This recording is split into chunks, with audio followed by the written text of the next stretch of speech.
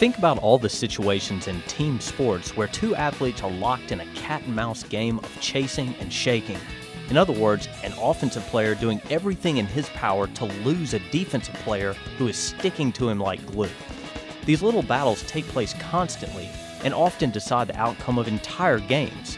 To win such a battle, an athlete must possess great change of direction skills, body control, and jackrabbit acceleration. Breakaway belts, or reaction belts as they are sometimes called, generally consist of two waist belts connected by leashes with Velcro tips. All drills using this product require two athletes. Each athlete wears one of the waist belts and then connects himself or herself to the other athlete by Velcroing the end of his leash to his partner's leash. Each drill challenges one of the athletes to break the connection by creating separation, while the other athlete attempts to maintain the connection by closely mimicking his partner's movements. This first drill places athletes face-to-face in a game of lateral mimic. Here the athlete on the right side is going to attempt to break the Velcro connection within 5 seconds by moving laterally in his defined area. The athlete on the left will try to keep the Velcro connected by mimicking the movements of the lead athlete. Notice that cones and line markings on the ground are being used as guides for the athlete's movements. In this drill, both athletes may only slide laterally and must face one another at all times.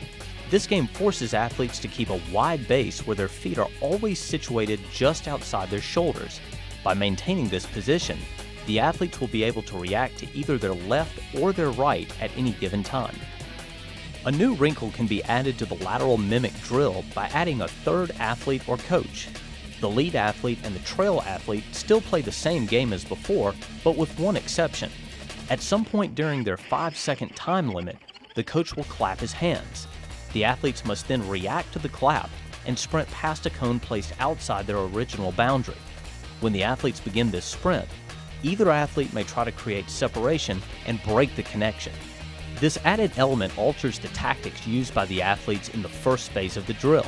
In other words, the lead athlete wants to create separation in the lateral mimic portion of the drill, but he does not want to get caught in a position where he would be at a disadvantage in the subsequent sprint if the coach claps his hands. Likewise, the trail athlete in the lateral mimic portion wants to stay close enough to the lead athlete so the leash remains connected, but he also wants to be in a favorable position when the coach claps his hands. By turning the athletes so they face the same direction, the lateral mimic drill now becomes a linear mimic drill. The principle is the same. One athlete attempts to break the leash while the other tries to mimic his motions closely enough so that the leash stays intact for the full 5 seconds.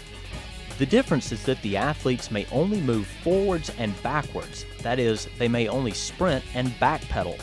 Transitioning from a sprint to a backpedal and vice versa tends to be more difficult than switching back and forth from an east-west slide as done in the last drill. This version challenges the athlete to utilize more balance and more body control. Here the lead athlete sits in front of the trail athlete, and both athletes have their legs extended straight out in front of their bodies.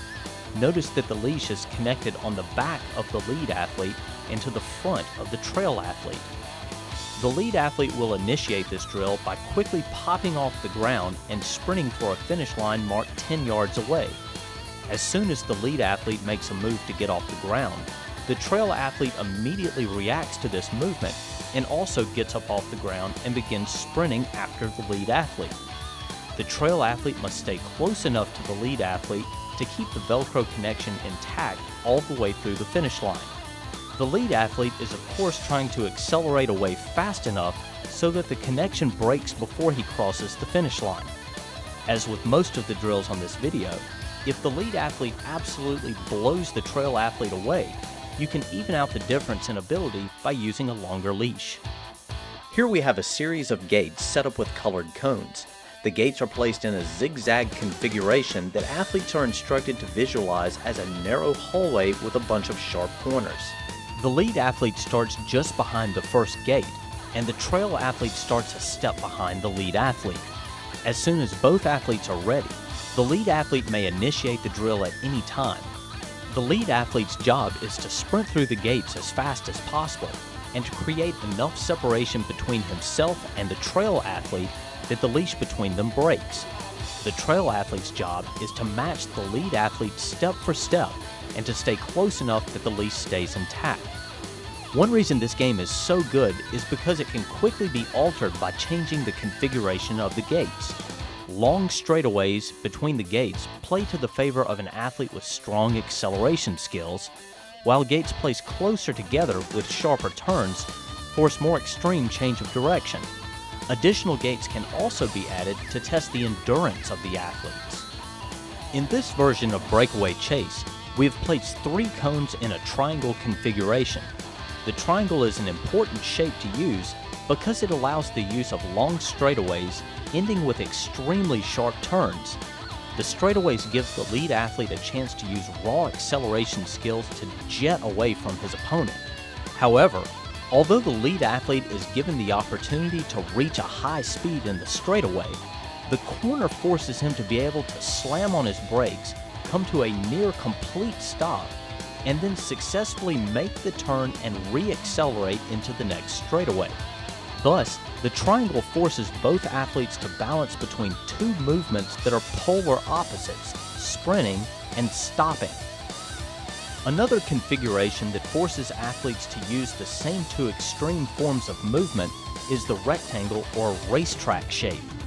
In this instance, the cones are set up in a long, skinny rectangle.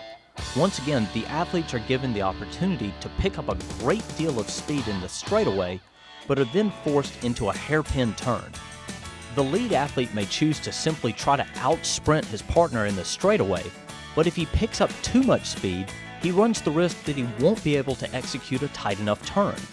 If the lead athlete is out of control in the turn, then the trail athlete will surely close the gap and keep the leash slack and intact. Building off the circle chase drill, athletes are now introduced to the figure 8 chase drill. This is set up by using cones to mark off 2 circles, each approximately 3 yards wide, and set up 1 yard apart. The lead athlete begins at the bottom of the 8, and the trail athlete begins a step behind him.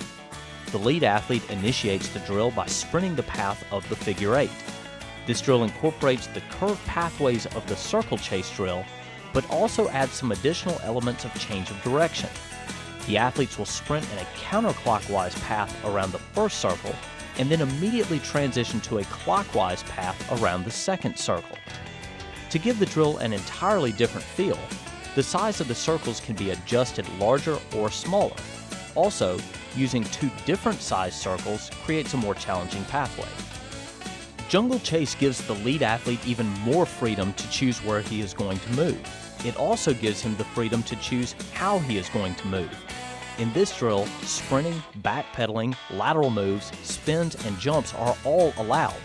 The lead athlete must stay within the confines of a box marked with cones, but within that box he can do whatever he wants in an attempt to break the leash connection.